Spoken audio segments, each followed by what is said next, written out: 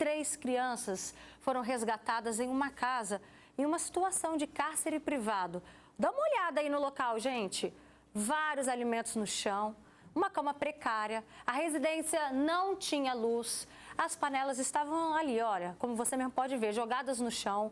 As crianças foram resgatadas nesta casa que fica no município de Santa Teresa, no interior do Espírito Santo. As crianças são 2 meninas, uma de 13 e outra de 7 anos, e um menininho também de 3 aninhos.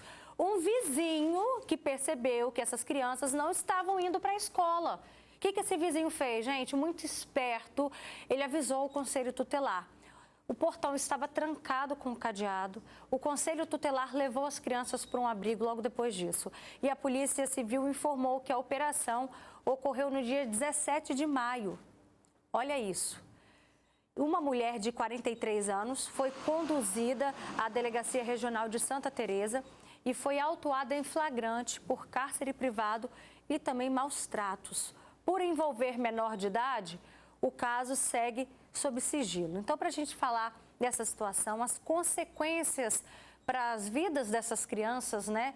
E como também os responsáveis podem ser punidos. Participa com a gente, porque eu recebo aqui no nosso estúdio a psicóloga Luana Marocco. Obrigada, Luana, pela sua participação. Boa tarde a todos. O advogado criminalista, doutor Ciderson Vitorino. Obrigada, Ciderson, pela sua presença. Perfeitamente, sempre a alegria estar aqui com você, Roberta. E a gente também recebe aqui o Agno Barbosa, que é conselheiro tutelar. Obrigada também pela sua presença. Boa tarde, seja bem-vindo também ao programa. Eu que agradeço o convite, Roberta. Casos assim são mais comuns do que a gente possa imaginar. A gente abriu o programa falando de 2 casos de violência contra crianças, né? Uma mãe que deu tesouradas na própria filha e essas 3 crianças que foram encontradas em Santa Teresa em situação de cárcere privado. Isso é mais comum do que a gente possa imaginar?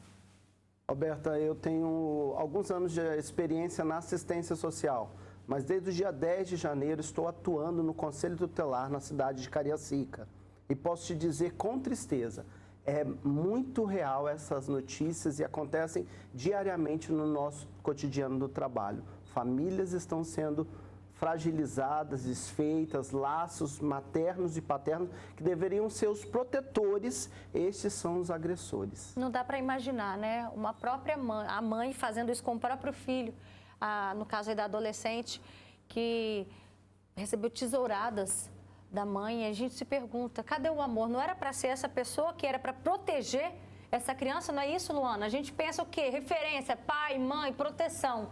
Mas não é isso que essa criança encontra. Não, não é isso. E ainda teve sorte porque tem uma avó morando perto, né? Pode encontrar referência, mas muitas delas não tem ninguém. Mal, esses vizinhos aí que se tornam anjos por salvar, e aí a criança é encaminhada para um abrigo, faz todo aquela coisa para adoção, é muito triste mesmo, né? Mas os papéis estão muito invertidos hoje em dia. Depois a gente vai até sabendo, no caso como esse, o que acontece com essas crianças, qual é o próximo passo. Mas antes, doutor Ciderson, sobre essa mãe em específico, né? O que pode acontecer com ela? Ela era usuária, fazia uso de alguns entorpecentes, segundo a avó relatou, né? O que pode acontecer com essa mãe? Ela perde a guarda da filha, era uma adolescente, como é que fica? Roberta, 2 situações aí. Nós temos o caso da mãe que desferiu tesouradas contra o corpo da filha. Nesse caso aí a gente está diante de um crime de lesão corporal dolosa com 2 agravantes. Primeiro porque a mãe tinha o dever de guarda e de proteção daquela criança e não fez. Isso traz, no campo do direito penal, uma consequência muito grande que se soma a pena em relação ao delito do 129. E também contra a criança e adolescente. São 2 agravantes que são somadas ao crime da lesão corporal.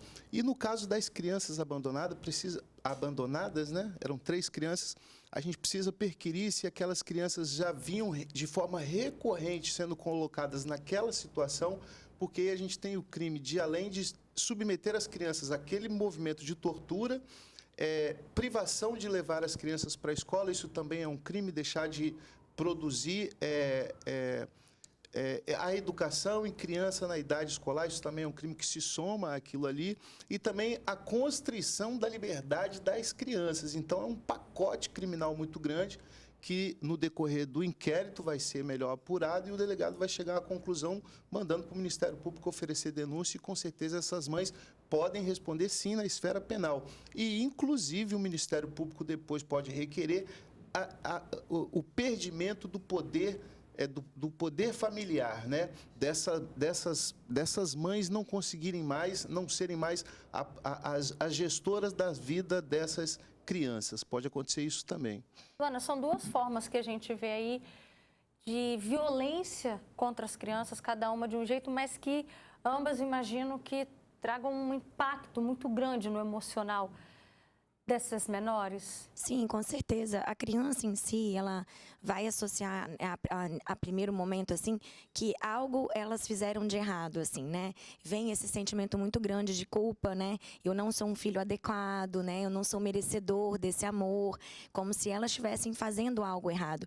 A mais velha, muito provavelmente deve estar com um sentimento muito de raiva, medo, vergonha, né? Ninguém gosta de ser negligenciado na nossa idade com vários recursos, né? Psicológicos, comportamentais. Imagina crianças que não têm um repertório comportamental ampliado para isso. Então, a criança vai crescer, com certeza, com a autoestima fragilizada, sentimento de insegurança, dificuldade para confiar nas pessoas, né? Isso se elas não repetem os próprios comportamentos desses cuidadores, que é o pior, né? Porque aí vai É um ciclo que fica difícil um ciclo de sem romper, fim, né? Exatamente. Agno, qual é a reação das crianças no momento, por exemplo, em que o Conselho Tutelar está atendendo uma denúncia? Qual é o estado emocional dessas crianças? Roberta, muitas dessas crianças sequer entendem que elas estão sendo vítimas de violência ou de descaso.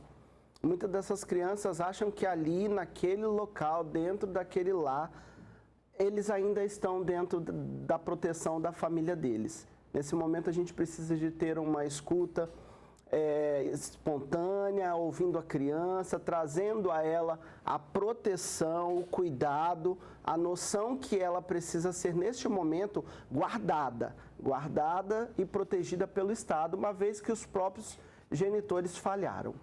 A criança pode não ter noção, mas a sociedade tem, e que bom que a sociedade tem, porque foi graças, né, por exemplo, vizinhos percebendo que crianças não estavam indo para a escola, que aí a denúncia é feita. Nesse caso que a gente está mostrando desse cárcere privado, Ciderson, o que caracteriza? Essas imagens dizem tudo? A gente pode, de fato, mostrar isso daí? Olha, isso é um exemplo de cárcere privado? Comida jogada no chão, uma casa sem luz, em condições precárias. A casa precária em si só não caracteriza o crime de cárcere privado. Existe mais a conotação de um abandono de incapaz, que é submeter o incapaz a uma situação de insalubridade, tanto pelo local, quanto pelo ambiente, quanto das pessoas em volta. Mas o cárcere privado fica caracterizado, no caso em tela, Roberta, por conta do resultado da investigação e da oitiva de testemunhas que davam conta que as crianças já estavam ali há 3 dias. Então, existe também o cárcere privado quando somadas as informações do caso. Mas ali também a gente pode perceber que existe um abandono de incapaz, que é submeter a criança a um local insalubre, como aquele ali, restos de alimento pelo chão, falta de urbaneidade, falta de higiene, falta de sanidade. Era um ambiente realmente insalubre para as crianças aquele ali. Tem aqui um comentário muito forte do Nick Lacerda. Nick, obrigada, viu, pela sua participação. E eu convido você aí que está acompanhando também o programa a mandar o seu relato aqui no nosso WhatsApp, que é o 999422478. E olha só o que o Nick mandou para a gente no Facebook. Ele diz: eu fui uma criança humilhada e maltratada. Abusos físicos e psicológicos, surras hediondas, parentes sabiam e não faziam nada. Faz 25 anos que não vejo nenhum parente e não faço questão de ver. Luana, passar dos anos, essa criança, esse adolescente, vamos pensar no lugar do Nick, cresce e começa a reconhecer, já que o Agno disse que as crianças não têm muito essa noção naquela fase ainda. Cresce e começa a identificar que o que viviam realmente se trata de uma forma de violência, né? Como ressignificar isso? Isso. Em primeiro lugar, sinto muito, Nick, pela sua experiência, né? Infelizmente, muitas pessoas vivem essa realidade, umas não dão conta mesmo, né? Tem uma vida muito disfuncional, espero que não seja seu caso, mas à medida que a gente vai lidando com a nossa realidade, né? Da nossa vida, da nossa experiência, a gente vai trabalhando a aceitação e vai trabalhando essa ressignificação, com tratamento psicoterapêutico, por exemplo, você vai reestruturando seus pensamentos, suas crenças, né? Tendo em vista que se você chegou até aqui para contar a sua história, significa que, na medida das suas possibilidades, você vem superando isso caso a caso, né? Só que traumas são coisas que, impactos emocionais que traçam a nossa vida. Não necessariamente eles precisam ser, assim, a nossa luz principal, o nosso holofote, né? A gente pode escolher, na medida que a gente vai se fortalecendo, como, por exemplo, o Nick fez a escolha dele de não ter mais contato com essa família. Se é agressivo para você, invasivo, realmente, como adulto, a gente tem essa capacidade de determinar para onde a nossa atenção, o nosso amor, o nosso cuidado, até ligado ao nosso amor próprio, vai estar inserido, né? Para ser recíproco, para ser respeitado. Mas até passar por esse processo, realmente, é um caminho longo, percorrido, né? Com muito autocuidado, né? Com a autoaceitação da nossa história. Cada um tem uma história, um sofrimento em si, e a gente não vai ser menor do que ninguém, pior do que ninguém, por causa disso. Agora, a gente sabe o quanto que isso realmente marca. Não é uma violência só momentânea, além da dor física que essa criança sofre naquele momento, né? A dor que eu digo, por exemplo, da tesourada. Além da dor física, isso traz consequências para a vida toda. Se os pais tivessem um pouquinho dessa noção, né? Sim, mas eles não estão conseguindo cuidar nem deles nesse caso, né, Roberta? Infelizmente, assim, cair do dominó, assim, né? É uma coisa que vai acessando a outra, história de muito tempo atrás, enfim. E você está falando uma coisa da dor física, né? É interessante porque a ciência constatou recentemente que as áreas ativadas no nosso cérebro quando a gente sente a dor emocional são as mesmas que a gente sente a dor física. Então, se você está segurando uma xícara de café, por exemplo, e o quente cai na sua mão, as mesmas áreas são ativadas quando você sente o emocional. Então, a gente é uma coisinha só. A dor é dor mesmo, né? E o conselheiro falou uma coisa muito legal. A gente tem que validar a história dessa criança, seja por qual violência foi, né? Porque se ela está ali contando, em algum momento a gente precisa olhar, acolher aquilo, dar um lugar para ela ser inserida nesse contexto, até que ela, com as próprias perninhas ao longo da experiência de vida dela, faça isso por ela mesma. Mas nunca duvidar, sempre dar esse ambiente validante para ela. Tem um comentário também muito forte que chega para a gente aqui no WhatsApp, que a pessoa diz: boa tarde, eu moro num condomínio e aqui tem muitas crianças que ficam sozinhas em casa, largadas, com fome. Já até dei comida para elas. O que eu devo fazer? Diz pra gente, Agno. Todo cidadão é responsável por cuidar e proteger as crianças e adolescentes. Esse cidadão pode agora acionar o 190 junto à Polícia Militar. A este compete ir até a residência e o flagrante delito. A atuação da Polícia Militar junto com o conselheiro tutelar, nós vamos encaminhar essas crianças para a proteção e o cuidado que elas têm de direito. Mas aí, às vezes, a gente fica na dúvida, enquanto sociedade, será que realmente está acontecendo isso? Qual que é a hora? A partir do primeiro momento que a gente viu uma criança largada no condomínio, ou se isso está se tornando rotina? Tem um momento que isso realmente se configura como um abandono de incapaz? Tem? Eu gostaria de deixar esse espaço aqui para vocês responderem. Roberta, tem um momento sim, quando aquilo começa a se transformar numa insalubridade física para a criança, física e psicológica. Mas a gente tem que tomar cuidado muito grande que existem situações que a própria criança não consegue identificar, ela adquire uma síndrome chamada síndrome de Estocolmo, que é quando a vítima se apaixona pelo algoz e nutre um amor pelo algoz sem saber que aquele cidadão, que aquela pessoa é algoz contra a criança. Então, veja o caso do Pedrinho, que foi sequestrado ainda na maternidade, foi tirado da sua mãe, levou toda uma vida acadêmica, de criança, de adolescente, e na idade adulta ele descobriu que aquela que ele chamava de mãe era sua sequestradora. Então, a gente tem que tomar cuidado com essas questões, porque vão para além do cuidado físico e para além do cuidado material. Às vezes, a criança está bem cuidada fisicamente, bem cuidada materialmente, está frequentando a escola, vai brincar no parquinho, mas aquela criança foi vítima de alguma forma, de algum tipo de abuso contra ela própria. E aí, trazendo então para a prática, né, respondendo a pergunta dessa telespectadora, tem algum momento específico, isso daqui já configura um motivo para ela acionar o 190, quando essa moradora começa a perceber que outras crianças já estão ali, isso já está virando rotina, ela já deve acionar a polícia para denunciar? Sem dúvida, sem dúvida. A criança não pode ser posta a qualquer risco. A criança, o adolescente, ele não tem noção ainda do seu autocuidado. Então, criança sozinha em casa não pode. É necessário que os pais, os tutores tenham essa noção, sejam encarregados por designar outro que seja responsável pelo cuidado. Sabemos que as mães hoje desempenham muitos papéis na sociedade. São envolvidas em trabalho, escola e outras atividades, somam-se funções, né?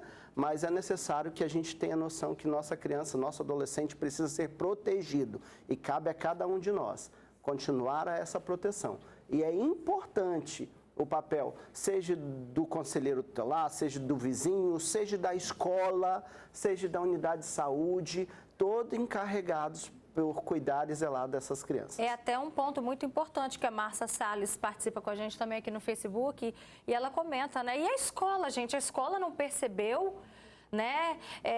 Ela fala até que é a pergunta que o conselheiro deve se fazer aqui, porque foi um vizinho que percebeu que as crianças não estavam indo à escola, no caso aí do cárcere privado em Santa Teresa. E a gente se pergunta, é preciso uma vila inteira, né? Tem uma frase muito importante na psicologia que diz que é preciso uma vila inteira para cuidar de uma criança. Isso mostra que é exatamente isso, né? A unidade de saúde, as escolas, os professores, os vizinhos, isso configura a vila, né? A comunidade em si, exatamente. A gente deve, sim, estar atento, afinal de contas, é a nossa sociedade. Todos nós falamos o tempo todo que a gente quer conviver numa sociedade melhor. Se você não se envolve, não é se meter na vida do seu vizinho, mas é estar atento se tudo está acontecendo de acordo com o melhor possível para aquela criança. Até porque ela precisa da gente até se tornar um adulto e poder cuidar dos outros também. E assim vão acontecer com os nossos idosos, que também precisam da nossa ajuda. A vida é esse ciclo, né? E, Agno, o que acontece agora com essas 3 crianças daqui em diante? Acredito eu que os colegas de profissão de Santa Teresa atuaram fazendo um encaminhamento à família extensa, seja os avós, tio ou outros familiares que possam, nesse momento, receber. Caso não encontre a família extensa, elas são acolhidas e protegidas dentro de um acolhimento institucional para criança e adolescente. E no caso dessa adolescente de 14 anos, que a mãe, no caso, adolescente autista, que a mãe ainda fez ferimentos com tesoura. A avó, gente, numa matéria completa que foi exibida no Balanço Geral, a avó falou que a relação dela com a mãe já não era boa. Então, isso já vem demonstrando que essa criança possivelmente já vinha sofrendo essa violência. E como é que fica nesse caso? A avó pode, por exemplo, ter a guarda dessa criança?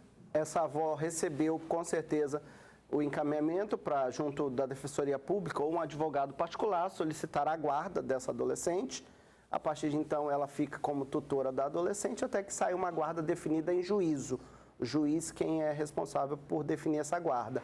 Mas é importante o trabalho junto com a saúde, psicólogos, a assistência, poder cuidar não só da saúde física dessa criança, desse adolescente, mas também da sua saúde mental. Ela precisa ser escutada. Perfeito. Ainda mais que a gente está falando de uma criança autista que a gente sabe o quanto cada abraço, cada afeto, cada acolhimento é tão importante para que ela consiga evoluir, se desenvolver. Então, isso deve representar, imagino eu, Luana, diante de muitos profissionais da psicologia que já passaram aqui no programa, o que deve representar um retrocesso na cabecinha dessa criança, né, dessa adolescente. Com certeza. Eles já têm uma dificuldade, às vezes, em confiar, criar vínculos, né? E aí, isso dificulta ainda mais. Assim, você que é pai, cuidador, né? Se você se identifica numa situação onde você não está dando conta de cuidar, seja por qual motivo for, procura ajuda, né? Você não precisa sofrer sozinho e trazer mais transtorno para a tua própria vida, porque as consequências virão para o seu colo, e ainda mais para essa criança, que no caso deve ser sua, né? Protege.